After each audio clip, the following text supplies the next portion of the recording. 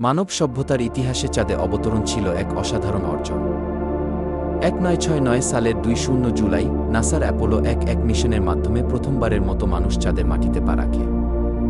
এই মিশন শুধু বিজ্ঞান এবং প্রযুক্তির অগ্রগতির প্রতীক ছিল না, এটি মানুষের সীমাহীন কল্পনা এবং সাহসিকতারও প্রতিফলন। এই মহাকাব্যিক অভিযানের পেছনে ছিল নাসার বহু বছরের পরিকল্পনা, গবেষণা এবং পরিশ্রম।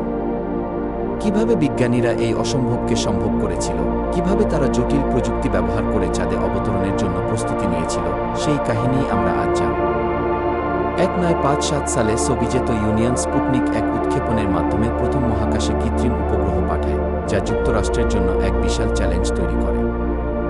এরপর 1961 সালে সোভিয়েত মহাকাশচারী ইউরি গ্যাগারিন প্রথম মানুষ হিসেবে মহাকাশ ভ্রমণ করে।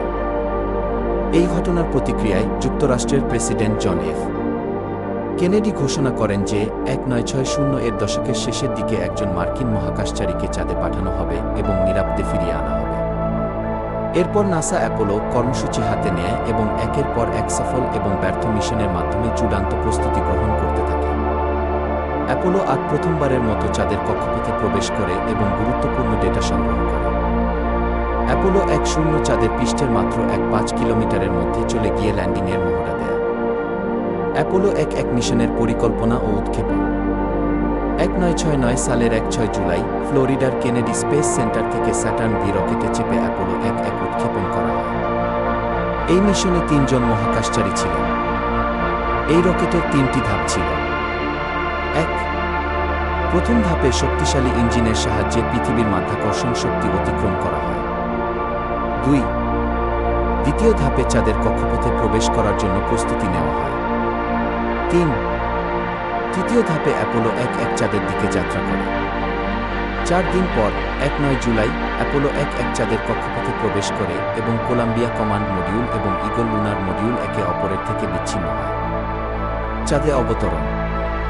20 জুলাই 1969 পৃথিবীর কোটি কোটি মানুষ টেলিভিশনের পর্দায় দেখছিল এক ঐতিহাসিক মুহূর্ত। ঈগল লুনার মডিউল চাঁদের পৃষ্ঠে নামার সময় নানা প্রযুক্তিগত চ্যালেঞ্জের সম্মুখীন হয়। নীল আর্মস্ট্রং এবং বাস অলড্রিন খুব সাবধানে লুনার মডিউলকে নামানোর চেষ্টা করেন।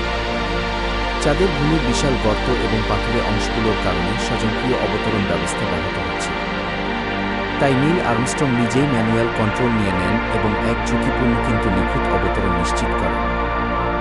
অবশেষে ঈগল চাঁদের সাগর অফ ট্র্যাঙ্কুইলিটি অঞ্চলে নিরাপদে অবতরণ করে। এরপর নীল আর্মস্ট্রং বিখ্যাত উক্তি উচ্চারণ করেন, চাঁদের বুকে প্রথম পদক্ষেপ ও গবেষণা। নীল আর্মস্ট্রং এবং বাস অলড্রিন প্রায় 2 ঘন্টা ধরে চাঁদে বিভিন্ন গবেষণা চালান। তারা চাঁদের মাটির নমুনা সংগ্রহ করেন, পতাকা স্থাপন করেন এবং কিছু বৈজ্ঞানিক যন্ত্রপাতি স্থাপন করেন যা চাঁদের ভূতাত্ত্বিক গঠন সম্পর্কে তথ্য পাঠাতে পারে। তারা চাঁদের অভ্যন্তরীণ কাঠামো, সৌর বিকিরণের প্রভাব এবং মহাকাশের অন্যান্য তথ্য সংগ্রহের জন্য বিশেষ যন্ত্রপাতি স্থাপন করেন। এর মধ্যে একটি প্রধান পরীক্ষা ছিল চাঁদের উপর সৌর বাতাসের প্রভাব পরীক্ষা করা। পৃথিবীতে প্রত্যাবর্তন। চাঁদে প্রায় 2-1 ঘন্টা অবস্থানের পর আর্মস্ট্রং এবং অলড্রিন তাদের গবেষণা সম্পন্ন করে ঈগল মডিউলে ফিরে আসেন। এরপর তারা কোলাম্বিয়া মডিউলে ফিরে আসেন, যেখানে মাইকেল কলিন্স অপেক্ষা করছিলেন। এরপর তারা পৃথিবীর কক্ষপথের দিকে যাত্রা শুরু করেন। 2-4 জুলাই অ্যাপোলো 1 প্রশান্ত মহাসাগরে সফলভাবে অবতরণ করে এবং নাসার উদ্ধারকারী দল তাদের নিরাপদে নিয়ে আসে। অ্যাপোলো 1 মিশন কেবল চাঁদে অবতরণের গল্প নয়, এটি মানবজাতির এক অসাধারণ সাফল্যের প্রতীক। এই অভিযান প্রমাণ করেছিল যে বিজ্ঞান ও প্রযুক্তির মাধ্যমে মানুষ অসম্ভবকে সম্ভব করতে পারে। এই মিশনের সাফল্যের পর আরও 6টি অ্যাপোলো মিশন চাঁদে গিয়েছিল এবং মহাকাশ গবেষণার একটি নতুন যুগের সূচনা হয়। আজও চাঁদে ফিরে যাওয়ার এবং মঙ্গল গ্রহে অভিযানের নতুন পরিকল্পনা চলছে। নাসার এই অসাধারণ সাফল্য চিরকাল মানুষের কল্পনাশক্তি এবং সম্ভাবনার নতুন দিগন্ত উন্মোচন করে যাবে।